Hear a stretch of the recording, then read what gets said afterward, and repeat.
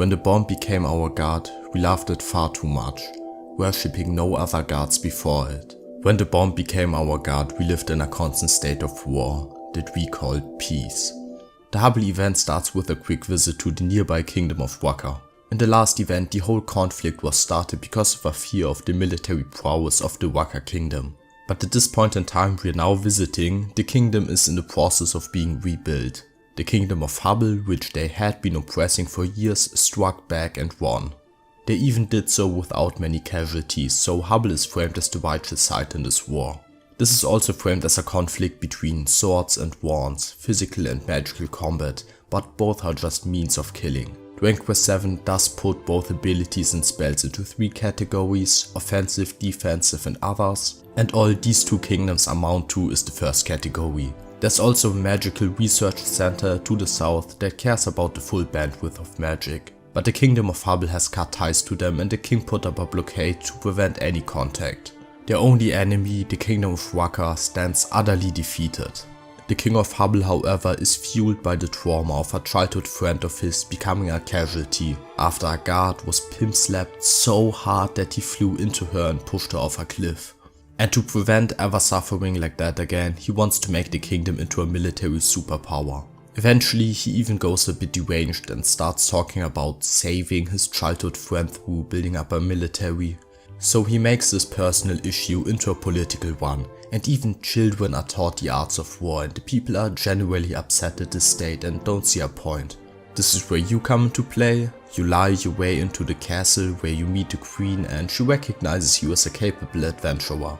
This is a trend where you're being recognized more and more without having to prove yourself first now, and aren't just seen as children anymore. She then sends you down south past the border to tell the greatest of the wizards that they still want to be on good terms with them, despite the current king, her son, cutting ties with them.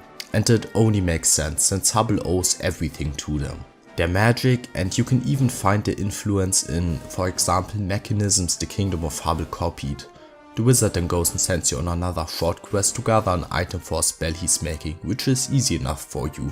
It's a counter spell to the incantation the king of Hubble is currently researching. The incantation is portrayed as this nuclear threat, a weapon of mass destruction that would be capable of destroying the world. He says it is gonna take a second, so you go to Hubble and keep an eye on the king, when an envoy in his employment tries to murder a child. When you meet the king, the envoy is right there before you, handing him a tome that he requested that contains the secrets of the incantation. You talk to him about it right after, but the king denies working on the incantation, so you go back to the wizard who failed to complete the counter spell, which means now you have nothing left to do but to go right back and see what the king is up to. The envoy who brought him the tome that contains the incantation turns out to be a monster. He reveals himself and fights you, but in this event, the monster didn't manipulate anyone. He was just following orders. He was trying to get the king to become a god of destruction and didn't tell him about his eventual loss of control over the incantation, but the king had his own ambitions and he told the monster to get the incantation for him. And used it, all without properly understanding it and completely without the monster's influence. We know this because the envoy was very recently replaced by a monster and the king had been militarizing for longer than that. This act of just following orders is something the event addresses multiple times. Soldiers keep telling you that they recognize that the king has gone mad, but they can't go against orders. They are not just blindly following orders, but following them despite having thought about it and realizing that it was morally wrong.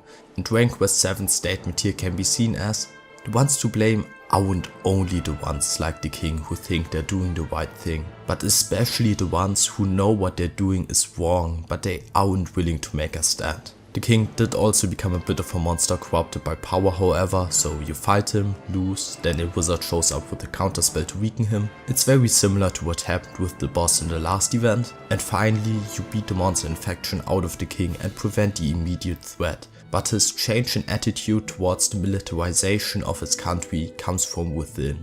This island wasn't safe because you beat up a monster, but because a leader was able to see the error in his ways and grow as a person. And in the present, the kingdom has fused with Waka and now stands as a leading force, not in any military field like the two kingdoms that make it up, but instead they're at the forefront of art. It used to be all arts until the queen of the kingdom who you befriend decided to outlaw all arts she wasn't good at, so now it's just song and dance, but this is a story for another time. The present day Magic Research Center doesn't research magic anymore either. But there you can still learn the counterspell from the wizard's grave. Even before you visit the newly unsealed island however, right when you return to the present, Maribel finds out that her father is sick and leaves your party to be there for him. And as soon as she leaves your party, Maribel turns back from whatever class she was, back into her mayor's daughter. I know this is a divisive moment, but I really like what this moment represents. For one, Maribel only ever got into this whole hero business as an escape from her life. She was never bound to adventuring or responsibilities, especially not emotionally. She doesn't in the least care about saving people for the sake of saving people. In fact, she doesn't see a point in any uncompensated act of compassion. In contrast, she regularly fantasizes about ruining people's lives and even murder, completely unprovoked. The only people she ever showed compassion towards are her parents. So the argument that she should rather continue adventuring because that's more important doesn't really work, since for her it isn't important in the slightest. And Dragon Quest VII says plenty of times that you should do whatever you want and choose whatever path in life you want to pursue. But if you try to make this about the world, that her role as a hero is more important than her role as a mayor's daughter, Dragon Quest VII has a strong stance on that. It doesn't matter what you do, everyone's equal. There are hierarchies and differences in influence, but they don't affect the value of each worker. You're not better than or above anything because you're saving the world. That's merely what you found to be your calling in life. We've seen this already with Kiefer, who even less provoked gave up on his adventuring. There's no inherent hierarchy between the fate your character started with and the one they chose. The only difference comes from within. That Maribel didn't want to be stuck in her old life. But if at any point her mind is changed, the options are still equal. It only comes down to preferences, and now she prefers being there for her parents. No matter how grand your adventures become, don't forget where you came from, you're still only human. This is for the best. And unlike with Kiefer, it isn't framed as a sad parting. You don't really care, it's quick and you even get a suitable replacement for her immediately.